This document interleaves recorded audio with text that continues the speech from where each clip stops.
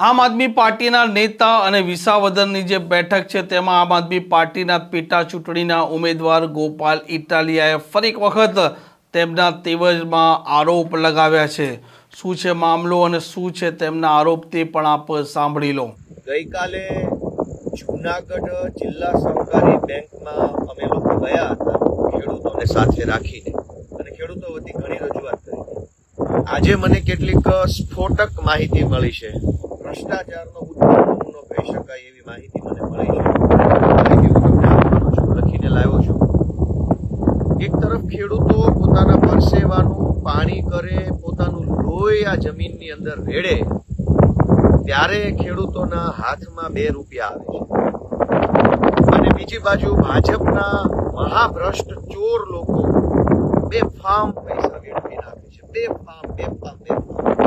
એનામાં કોઈ શરમ નથી, એનામાં કોઈ માનવતા નથી, એનામાં કોઈ સંવેદના નથી।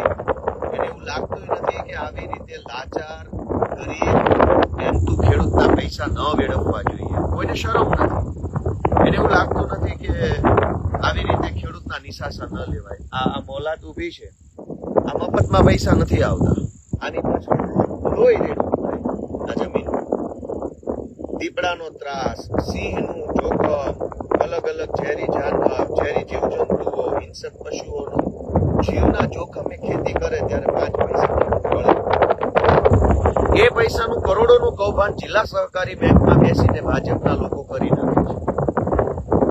આ પંથકના અનેક ગામડાઓમાં, માત્ર ભેસાણમાં નહીં, ભેસાણ તાલુકાના અનેક ગામડામાં, મેંદરડા તાલુકાના ગામડાઓમાં, ગીરગઢડા તાલુકાના ગામડામાં, તાલાળા તાલુકાના ગામડામાં, આ સિવાય બીજી અનેક જગ્યાએ જ્યાં જૂનાગઢ જિલ્લા સહકારી બેંક હસ્તકની સહકારી મંડળીઓ ચાલે છે, અનેક જગ્યાએ કરોડો રૂપિયાનું કૌભાંડ ભાજપના માણસોએ કરી નાખ્યું છે। ખેડૂતો મરી ગયેલા ખેડૂતોના નામે લોન લઈ લીધી છે ભાજપના માણસોએ। જે માણસના નામ ઉપર 7/12 જ નથી, ખેતરનો માલિક નથી, એના નામ પર લોન લઈ લીધી છે। જે માણસ ક્યારેય મંડળીનો સભાસદ નથી બન્યો, એના નામ પર પણ લોન લઈ લીધી છે। જે માણસને માત્ર 2 લાખ રૂપિયા લોન મળવા પાત્ર છે, એના નામ પર 10-15 લાખ લોન લઈ લીધી છે। આવું બહુ વિશાળ મોટા પાયે કૌભાંડ ભાજપના માણસોએ કર્યું છે અને બેશરમ બનીને ફરે છે। ગઈકાલે અમે રજૂઆત કરવા ગયા તો બેંકના CEO જે સાહેબ હતા, એનું એક જ રટણ હતું, અમે કાર્યવાહી કરી છે। એમણે તો બહુ એહસાન કર્યું કહેવાય ખેડૂતો ઉપર કે કાર્યવાહી કરી, પણ કોના ઉપર કાર્યવાહી કરી? મંડળીના મંત્રી અને મંડળીની વ્યવસ્થાપક કમિટીના કેટલાક સભ્યો। પણ જૂનાગઢ જિલ્લા સહકારી બેંકના ડિરેક્ટરો ઉપર FIR કેમ ન થઈ? ચેરમેન ઉપર FIR કેમ ન થઈ? મંડળીના મંત્રીની હેસિયત નથી કે 6 કરોડનું કૌભાંડ એકલા હાથે કરી શકે। મરેલા માણસના નામે લોન લેવી હોય તો જિલ્લા સહકારી બેંકના ડિરેક્ટર કે ચેરમેનની ધૃતરાષ્ટ્ર જેવી સંમતિ જોઈએ। ધૃતરાષ્ટ્ર આંખે આંધળા હતા, પણ ગૌરવો જે કરતા હતા એ બધામાં એને સંમત હતા। એને દેખાતું નતું, પણ મુખ સંમતિ બધે જ હતી, મૌન સંમતિ। તો જૂનાગઢ જિલ્લા સહકારી બેંકના ધૃતરાષ્ટ્ર જેવા બની બેઠેલા જે કાંઈ વ્યવસ્થાપક કમિટીના સભ્યો છે, એની ધૃતરાષ્ટ્ર સંમતિ સિવાય અવડું મોટું કૌભાંડ થાય નહીં। હજારો ખેડૂતોએ મંડળીમાં FD મૂકી છે। આ FD ના પૈસા ખેડૂતોને મળવા પાત્ર છે, પણ મંડળી ફડચામાં વહી ગઈ। ભાજપના માણસોએ કૌભાંડ કરી નાખ્યું, મંડળી ફડચામાં ગઈ। હવે ખેડૂતે મૂકેલા 20 લાખની FD નું શું? એ વાતનો જવાબ જિલ્લા સહકારી બેંક પાસે નથી। હું જયારે ત્યાં ગયો તો ભાજપના તે ઘણા સારા માણસો ભાજપમાં છે, કાર્યકર્તા લેવલ ઉપર, એને મને કેટલીક માહિતી આપી છે। ભાજપવાળાએ જ આપી, બેંક સાથે સંકળાયેલા ભાજપવાળાએ મને માહિતી આપી છે કે આ જૂનાગઢ જિલ્લા સહકારી બેંકના નામે બેંકના પૈસાથી ફોર્ચ્યુનર ખરીદવામાં આવી છે। ફોર્ચ્યુનર, અને ફોર્ચ્યુનરનું ટોપ મોડલ, એટલે કે ફોર્ચ્યુનરની અંદર 4 વકલ આવતી હોય તો સૌથી ઊંચી વકલ હોય ફોર્ચ્યુનર લેજેન્ડર ગાડી, એનો નંબર છે GJ11CD 3637। આ જૂનાગઢ જિલ્લા સહકારી બેંકની ફોર્ચ્યુનર છે। આ ફોર્ચ્યુનર કોણ ફેરવે છે? હાલના ભાજપના હોદ્દેદાર અને જૂનાગઢ જિલ્લા સહકારી બેંકના ચેરમેન। તારીખ 2/4 એટલે કે 2 એપ્રિલ સુધીમાં આ ગાડી 2,04,12 કિલોમીટર ફરી ગઈ છે. 2 લાખ કિલોમીટર આ ગાડી હાલી છે. કઈ ગાડી? GJ 11 CD 3637 નંબરની ફોર્ચ્યુનર. આ ફોર્ચ્યુનર જિલ્લા બેંકના ચેરમેન ફેરવે છે. શા માટે ભાઈ? અને કલેક્ટરને સરકારી ગાડી આપવામાં આવે તો એ કલેક્ટર તરીકે પોતાની જવાબદારી નિભાવતા હોય એ માટે આપવામાં આવે છે. મામલતદારને સરકારી ગાડી આપવામાં આવે તો મામલતદારની જવાબદારી માટે આપવામાં આવે. કોઈ મંત્રીને ગાડી આપવામાં આવે સરકારી તો એ મંત્રી તરીકેની જવાબદારી નિભાવતા હોય એટલા માટે આપવામાં આવે છે. જુનાગઢ જિલ્લા સહકારી બેંકના ચેરમેનને ફોર્ચ્યુનર ગાડી કેમ આપવામાં આવી? ફોર્ચ્યુનર તો કેબિનેટ મંત્રીને પણ નથી આપવામાં આવતી. ફોર્ચ્યુનર ગાડી તો ગુજરાતના કોઈ સચિવને પણ નથી આપવામાં આવતી. કોઈ કલેક્ટરને ફોર્ચ્યુનર નથી આપવામાં આવતી. કોઈ એસપી ને ફોર્ચ્યુનર નથી આપવામાં આવતી. કોઈ કેબિનેટ મંત્રીને ફોર્ચ્યુનર સરકારી નથી મળતી. પણ જુનાગઢ જિલ્લા સહકારી બેંકના ચેરમેનને બેંકના ખર્ચે ફોર્ચ્યુનર, બેંકના ખર્ચે ડ્રાઈવર, બેંકના ખર્ચે ડીઝલનો ખર્ચો અને બેંકના ખર્ચે 2 લાખ કિલોમીટર ગાડી ચાલી ગઈ છે. એટલે 2-3 વખત ટાયર બદલ્યા છે, જેનો ખર્ચો 1-1 લાખ થયો હશે. ડ્રાઈવરોનો પગાર નિયમિત રીતે બેંકમાંથી જતો હશે. હવે જુનાગઢ માનો કે ભેસાણ તાલુકાના મામલતદારને સરકારી ગાડી આપવામાં આવે તો એ ગાડી લઈને એને કઈ એના કાકા કે બાપાના દીકરાના લગ્નમાં નથી જવાનું. એને સરકારી કામમાં જ આ ગાડી વાપરવાની છે.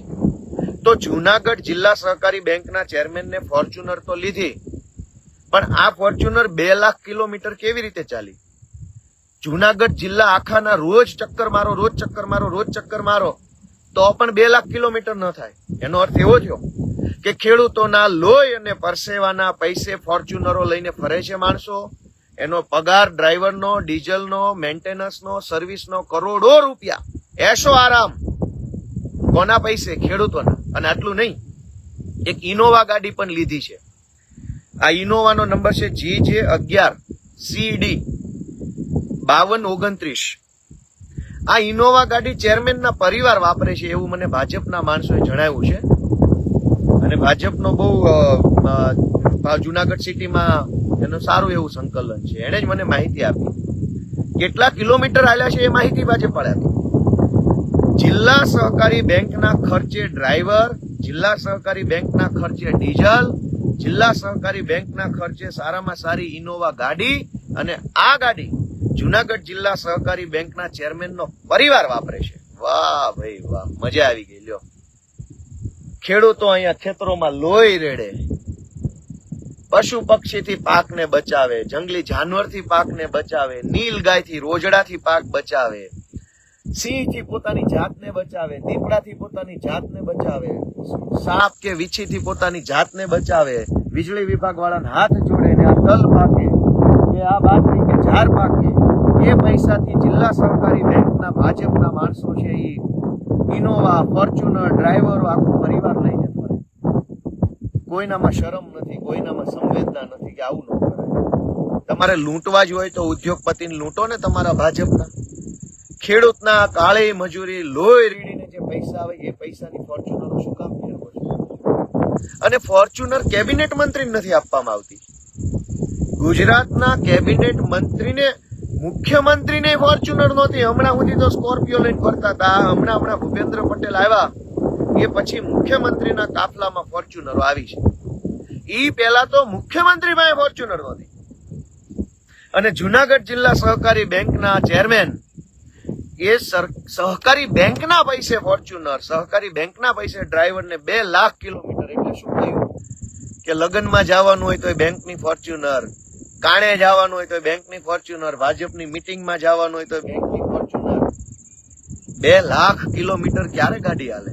કેટલી ગાડીઓ ફરતી છે? આ પૈસા ક્યાંથી આવે છે? દોસ્તો, આપણે વિચારવું પડશે કે કરોડો રૂપિયાનું નાના માણસનું લોહી ચૂસીને આ ભાજપ વાળા જલસા કરે છે. અને એક ગરીબ માણસ 2 કિલો ઘઉં કે ચોખા માટે હાથ જોડતો રહી જાય છે. ભાઈ સાહેબ, મને હાથ આપો, 2 કિલો ઘઉં આપો, ચોખા આપો. અને પેલો સરકારી માણસ, બેન તમારો અંગૂઠો નથી આવતો અને અંગૂઠો છોલાઈ ગયો છે, છાપ નથી આવતી, સોગંદનામું કરાવો, ફોટો લગાવો. 2 કિલો ઘઉં માટે એક નાનો માણસ લાચારી કરે છે.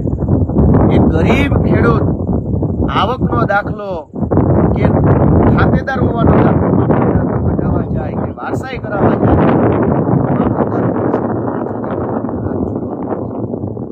જે ખેડૂતોએ સહકારી મંડળીમાં એફડી મૂકી છે એ એફડી ના પૈસા ખેડૂતોને મળતા નથી, કેમ કે મંડળી ખર્ચામાં ગઈ. અને જુનાગઢ જિલ્લા સહકારી બેંકના ચેરમેન ને એનો પરિવાર ફોર્ચ્યુનર, ઇનોવા, ડ્રાઈવર, આલિશાન જિંદગી કોના પૈસે? ખેડૂતોના પૈસે. અને ખેડૂતને પોતાના પૈસા પોતે જોતા હોય તો બેંક પાસે નથી. દોસ્તો, આ પરિસ્થિતિ બદલવામાં બધા સાથ આપે.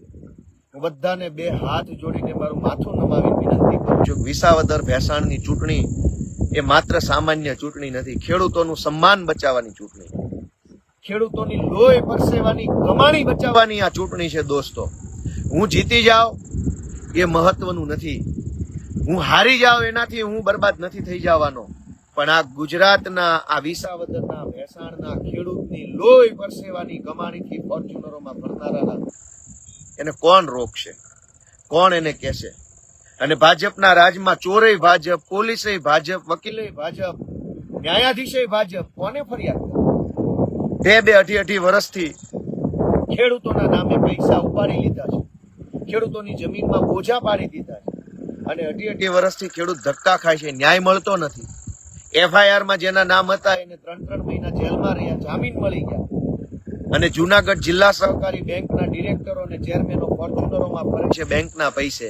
ખેડૂત અહીંયા એક ખાતર લેવાના પૈસા ન હોય તો ઉછીના લઈને ખાતર લેવું પડે, વ્યાજવા લેવા પડે છે માર્કેટમાંથી. ખેડૂતની આ હાલત છે.